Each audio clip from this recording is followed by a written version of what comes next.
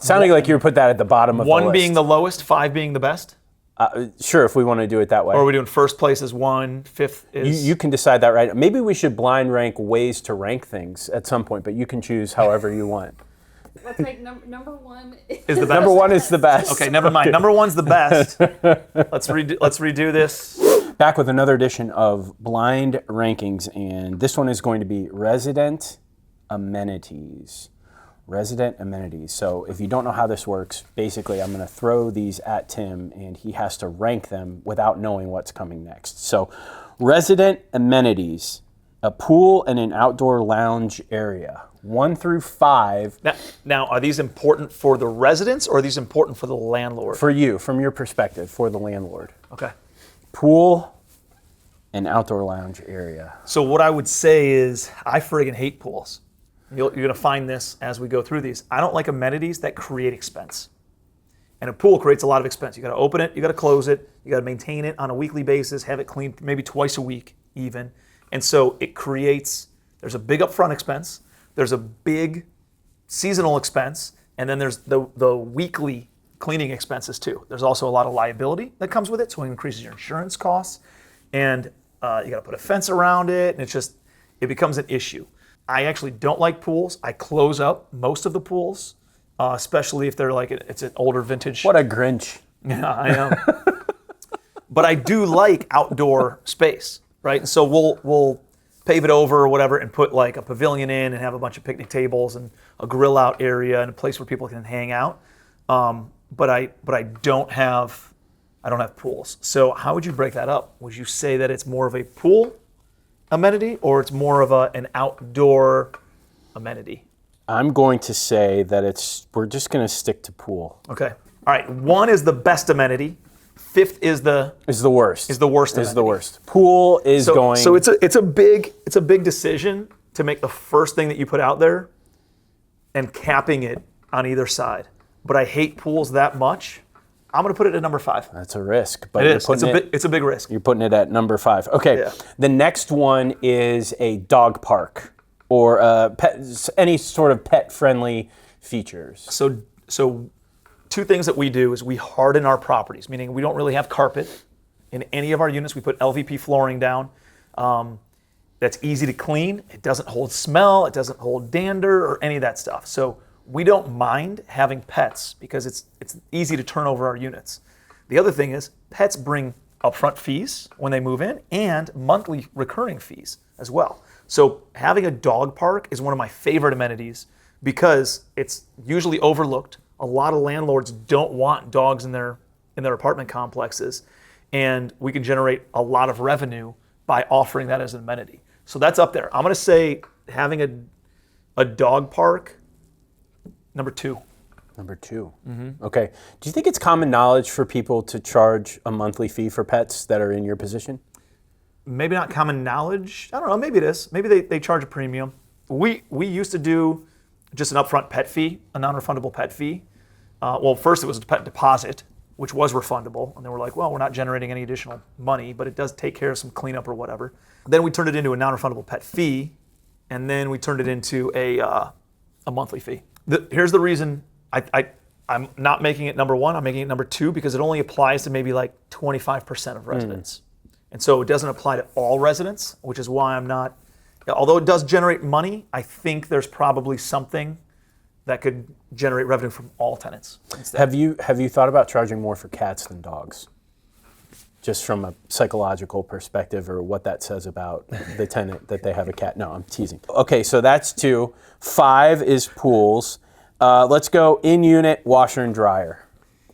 In-unit washer and dryer. So here's what we do with washers and dryers.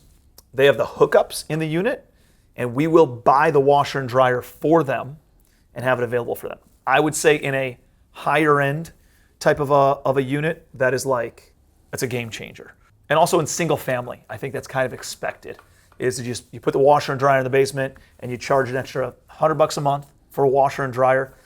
It pays for the washer and dryer, the purchase price of it, within about 12 to 15 months, depending on how expensive of a washer and dryer you're getting. So it's a great return on investment, and it it attracts a much higher quality tenant. You would build that into the price of the rent. You wouldn't make that No, I would an make it, add-on. I would make it separate. You would? Yeah. Okay. I like marketing things at a base rent and then having the add-ons. So they can go out and buy their own if they want, or chances are they don't want to because it's a big upfront cost. We'll provide it at $75 or whatever per month in order to then, but we rent it, right, at that. We still own it. They don't own it. They can't take it with them, but we're also responsible for maintaining it if it breaks. How do you even quantify how much to charge as an add-on? I mean, as someone who would be a tenant, you would just probably. I mean, I don't know how much it would have to be to not pay it. Yeah. Because the idea is that is this worth $75, or am I hauling my butt to a laundromat every Yeah, month? you're not going to a laundromat, and if you do go to a laundromat, it's going to cost you whatever it is, 10, 15, 20 bucks a month or whatever. And You also have to go there. you got to go there, and you got to sit yeah. there, and you got to hope your stuff doesn't get stolen or something happens. That's an issue. But even if you have a laundromat on site, you still have to go there. You still have to drag your laundry across and make sure that you're doing it. Laundry is a big one because it affects everybody. If it's either coin operated or you're charging for the units, it's probably number one. Okay. It's a very high level amenity and a very important amenity. Okay, so number 1, laundry. Number 5 is pool, and number 2 is dog park. So we've got 2 more to get through. Fitness center is next. So fitness center is, I would say lower, right? It costs money to set it up.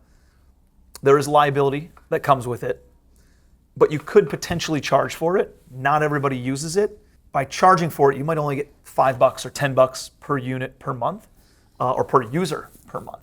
So kind of weighing that out, and it takes up space that could be used potentially for something else. Maybe you have a meeting space that you could rent out for wedding showers or birthday parties or whatever else. After school studying and bring in a tutor or a mentor to take care of the kids and do their homework with them after Yeah. school and charge $100 a week instead of $10 a month. So I'm going to put that one as number 4. But it is good, right? And you do attract, I think, in a higher quality, not higher quality, higher end type of a product, people kind of expect that too. How do you figure out, or I'm sure it's not an exact science, but this many people are probably going to use this. Is it worth either just putting in and making it free for everyone, or charging a certain amount of money, or having it at all? How do you kind of judge that? Is it just based on the class of apartment? Yeah, I would say so. I think a lot of it comes with that. Depending on how much rent you're commanding, some things are just expected, right? And a gym is kind of expected in that. Let's say it's a big place and you got a small area for the gym and you can only get a certain number of people in there. That means there's more demand than there is supply, which means you can now charge for it. And if you have like little key fobs, say, hey, Jed has access, but Cameron doesn't have access because Jed pays $10 a month. Cameron opted out of it. Now, could Cameron sneak in with you? Yeah, and there's gamification of it. But I think going back to a base rent, here's the base rent. Let's say utilities aren't separately metered, and then we do a bill back for the utilities on water and sewer or whatever, or that's $50 a month. And it depends on each state on what you can do and what you can't do. And then there's this cable is all included, and you would have to pay $125 for cable. We have it included for $70, right? And we're able to save you some money that way. You just pay us and we pay the cable bill. And maybe you feel like you're nickel and diming, and if you have too much of that stuff, I can see how you can feel that way. And so maybe you just want to include that. This one's included, this one's included, this one's included. These ones we bill back for. You're trying to figure out what that balance is based on what the total amenity package looks like. Okay, so that's number 4. So this last one is by default number 3, and it's package lockers. Yeah. Dude, I friggin' nailed that. No changes, so you've got number 1. No, so package lockers is one of those things where you can take a shitty garage or a basement area that nobody uses, and I would kind of put it in with storage, right? Like what we did in Cleveland, everything in Cleveland has basements, and they're all dirty and grungy and disgusting and scary, and dude, we just put good lighting in there, and then we painted the floors, we painted the walls, and then we either put up some sort of partitions or even like chain link fence, and we created these storage units in all the basements. This is square footage that was making no money before that now is making money. Now, package lockers are a little bit different. That's going to be up in like in the entryway or right outside the building, but it's a fairly low cost thing, and it's a big problem that people get their packages stolen. So it happens all over the place in nice single family home developments. It happens even more often in these apartment complexes. So having a package locker that you can charge money for is pretty good. Or, you might not be able to charge money for it. You might just have like the leasing office or something, have it in there. So depending on whether or not you can charge money for it, it'll be either 3 or 4. Okay. So you're spiking the football because you think you got it all right. Now let's review. It's number 1 is laundry, in unit laundry. Number 2 is some sort of paid laundry. Sure. Dog park, pet friendly features is number 2. Package lockers number 3. And number 4 is a fitness center, and number 5 is a pool. But to play devil's advocate on 2 and 3, do you think that more people are getting packages or need storage as opposed to pet owners? Do you think it's... I would say, do you think you would flip those you two? make more money with the pet owners, even though it's a smaller percentage. But it's a smaller percentage. So, yeah, I mean, hey, if you charge $100 when a pet moves in, but you only get it on 25%, that's like you're making $25 one time across all the units, right? And if you charge an extra $40 a month, you're getting an extra $10 per unit per month, because it's only 25% of the population, right? When I look at that versus what could you charge for a storage locker, I actually don't know what you can charge for a storage locker. Like most of our buildings, packages either get delivered, they usually get delivered to the office, and then the leasing agent's just there. But I think package lockers are probably a good thing that we should look into a little bit more. But I don't know, could you charge $10 per unit per month for a package locker? I don't know if you could command that. Have you ever, are there any tenant stories about, hey, you lost my package, or hey, this person lost my package? Yeah, and then they start, bickering and getting in fights. But a lot of times what happens is they'll appeal to Amazon or whatever. Sometimes they can say it got lost in transit or whatever that looks like. But I mean, that's definitely an issue.